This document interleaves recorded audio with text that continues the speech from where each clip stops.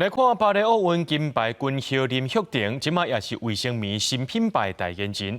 林旭廷表示，讲这个品牌支持英国的模新队已经有10年遐久啊，伫奥运进前就决定要合作。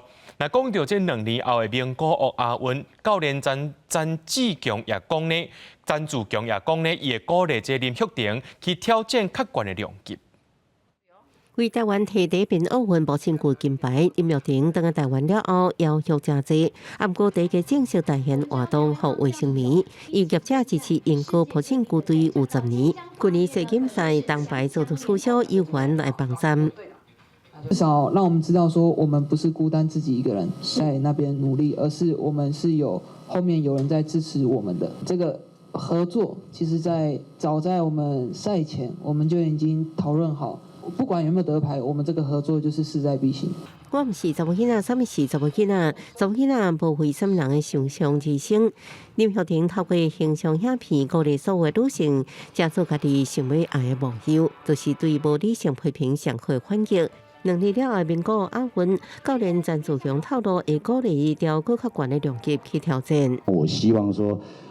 选手在这样追逐的过程，51、54、57、60，他能够继续往上的走上去，然后更厚实世界全后的他的实力的名称。不过这个要跟整个中华代表队的教练们做沟通啊，毕竟量级的改变会影响到所有选手参赛的权益啊。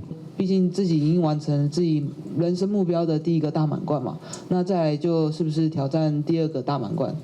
对，那就是甚至是用不同的量级、不同的难度，那来把自己推到一个更高的成绩去挑战这样。